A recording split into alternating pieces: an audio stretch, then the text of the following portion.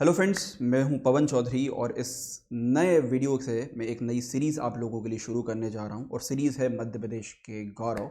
मध्य प्रदेश में कई सारी बड़ी बड़ी शख्सियत पैदा हुई जिन्होंने भारत के कई सारे पदों के ऊपर आपको आसीन हुए, देश में विदेश में भारत का नाम रोशन किया। उनमें से कुछ शख्सियत, कुछ महत्वपूर्ण शख्सियत, कुछ इंपॉर्टेंट जो आपके व्यक्तित्व हैं उनके बारे में इस सीरीज़ के अंदर हम बात करेंगे। और इस सीरीज़ की मैं शुरुआत कर रहा हूँ मध्य प्रदेश के गौरव शंकर दयाल शर्मा से। डॉक्टर शंकर दयाल शर्मा बहुत ही साधारण से व्यक्तित्व जो मध्य प्रदेश के भोपाल में पैदा हुए और भोपाल से पैदा होकर पूरी दुनिया में अपना लोहा मनवाया और साथ ही भारत के सबसे उच्च पद, भारत के राष्ट्रपति के पद पर ऊपर आपके आसीन हुए।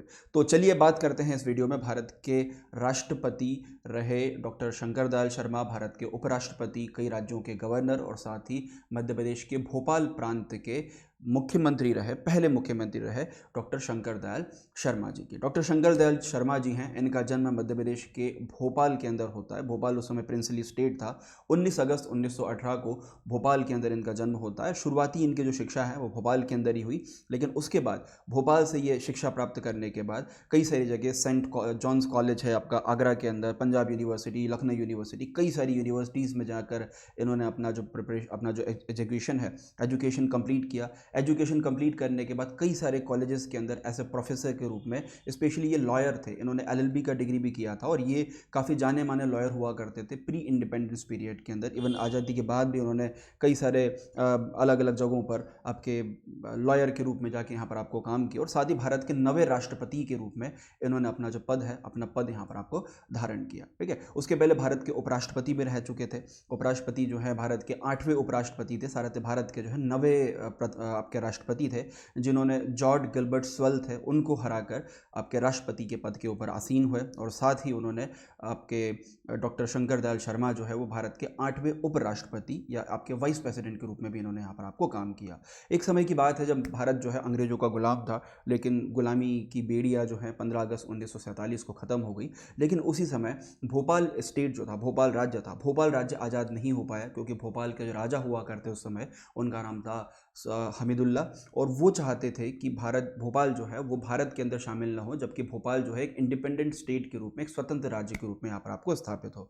लेकिन जिस राज्य में, भोपाल में आपके शंकर दयाल शर्मा जैसे व्यक्तित्व हैं, उनके होते हुए शायद ये पॉसिबल नहीं था। और डॉक्टर शंकर दयाल शर्मा ने उस आंदोलन के, उसके खिलाफ, आपके उनके भारत के अंदर शामिल न होने के खिलाफ एक बड़ा आंदोलन वहाँ पर आपको लॉन्च किया और उस आंदोलन को विलीनीकरण आंदोलन कहा जाता है। विलीनीकरण आंदोलन, या आप उसको बोल सकते हैं कि मर्जर आंदोलन कहा जाता है, जिसमें वो चाहते थे कि भोपाल जो है यूनियन ऑफ इंडिया के अंदर, भारत संघ के अंदर यहाँ पर आपको शामिल हो।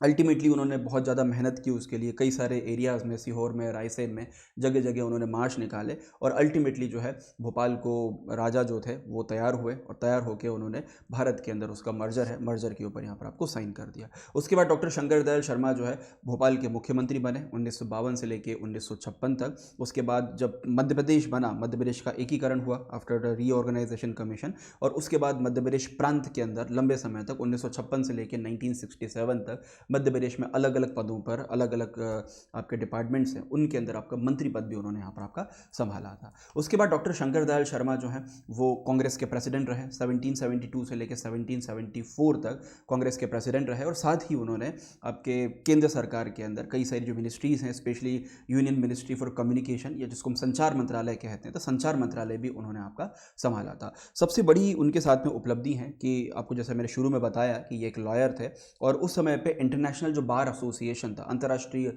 बार एसोसिएशन था, उनने डॉक्टर शंकर दयाल शर्मा को living legend of the law award of the recognition करके एक अवार्ड वहाँ पर आपको दिया। मतलब एक तरह से लिविंग लेजेंड के, लॉ के रूप में या कानून के जो है बड़े कानूनविद के रूप में इनको उन्होंने एक्सेप्ट किया। और इनकी जो थ्योरीज थी कानूनविद के रूप में या इसके अंदर, तो वो कानूनविद के अंदर जो थ्योरी थी, वो थ्योरी इनकी बड़ी यहाँ पर आपको इंपॉर्टेंट थी और उसको लेके उनको इंटरनेशनल लेवल पर कई सारे बड़े सम्मान डॉक्टर शंकर दयाल शर्मा को यहाँ पर आपको दिए गए। खैर, डॉक्टर शर्मा जो है शुरू से कांग्रेस से जुड़े रहे। जब कांग्रेस का आपके कई सारे अलग अलग आंदोलन चले तो 1940 के दशक में कांग्रेस के साथ में जुड़े और भारत का सिविल डिसोबीडियंट मूवमेंट हो या महात्मा गांधी की भोपाल और मध्य प्रदेश के अंदर यात्राएं हो, सभी यात्राओं के अंदर डॉक्टर शंकर दयाल शर्मा शामिल हुए। और नवाब, भोपाल के जो नवाब थे, नवाब हमीदुल्ला, तो उनसे उन्होंने रिक्वेस्ट करके, उनसे उन खिलाफ आंदोलन लॉन्च करके उन्होंने भारत को जो है, भारत जो भोपाल स्टेट है उसको भारत के अंदर यहाँ पर आपको शामिल किया। और उसके लिए उनको 8 महीने तक जेल के अंदर भी जाना पड़ा, लेकिन 8 महीने जेल में रहे, लेकिन आंदोलन जो है उनके नाम से वहाँ पर आपको चलता रहा। खैर, जब भोपाल भारत के अंदर आपको शामिल हुआ, और वो तारीख थी आपकी 30 अप्रैल 1949 को, जब इंस्ट्रूमेंट ऑफ एक्सेशन विलय पत्र के ऊपर भोपाल की सरकार ने, भोपाल के राजा जो है उन्होंने साइन किया, और 1 जून 1949, 1 जून 1949 को भोपाल जो है भारत के अंदर यहाँ पर आपको शामिल हो जाता है। और उसके कुछ टाइम बाद शंकर दयाल शर्मा को भी रिहा कर दिया जाता है। 52 में पहला चुनाव होता है, और पहले चुनाव में आपके शंकर दयाल शर्मा जो है वो जीत के आते हैं, और उस समय पे 34 ईयर की एज में, 34 साल की उम्र में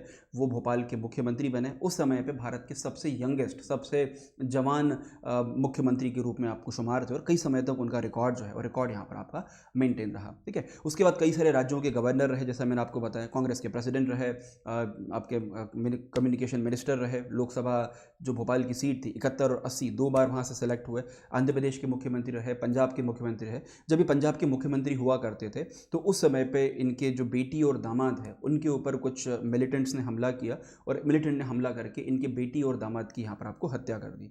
और उसके बाद उन्होंने कई सारे अलग अलग राज्यों में यहाँ पर आपको काम किया, लेकिन सबसे बड़ी जो इसको बोलते हैं कि सबसे बड़ा उनके सामने एक धर्म संकट आया जब वो भारत के राष्ट्रपति थे, और इनकी बेटी और दामाद के हत्यारे थे, उन हत्यारों का जो मर्सी पिटीशन था, या जो आप बोल सकते हो कि दया याचिका था, वो शंकर दयाल शर्मा के सामने आई।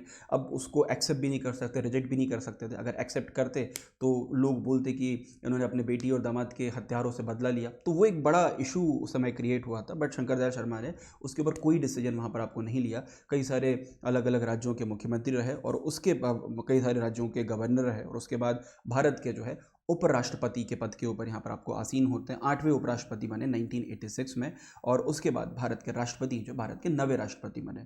कई सारी किताबें उन्होंने लिखी, लेकिन एक सबसे इंपॉर्टेंट उनकी जो किताब थी, एक पोएम थी, वो कुरान के ऊपर लेखो थी, जहाँ पर आपको हिंदू मुस्लिम जो यूनिटी है, या हिंदू मुसलमान जो एकता है, उसको लेकर बड़े लेवल पर उन्होंने काम किया। और उसी के साथ में उन्होंने कई सारी जो बुक्स हैं, या उसके बाद कई सारे जो एक सबसे इंपॉर्टेंट कुरान के ऊपर एक किताब है, वो किताब उन्होंने लिखी, एक पोएम वहाँ पर आपको लिखी थी।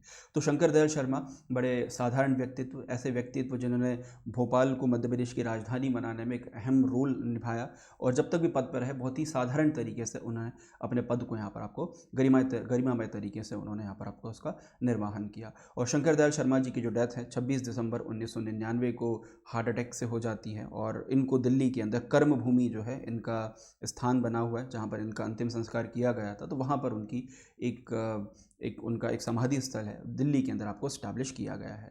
तो शंकर दयाल शर्मा हमारे पहले व्यक्तित्व थे। आई होप ये लेक्चर आपको पसंद आया होगा। उसी के साथ में कई सारे मेरे कोर्स अनअकैडमी पे चल रहे हैं। Sprint course for MPPSC prelims unit 2 के लिए, आपका complete course on the FLT series 25 जुलाई के लिए, जहाँ पर कुछ MCQs में डिस्कस करता हूँ। उसी के साथ में तारणहार कोर्स है, जहाँ पर पूरा MPG के यूनिट 1, 3, 5 सब कुछ मैं कंप्लीट कर रहा हूँ।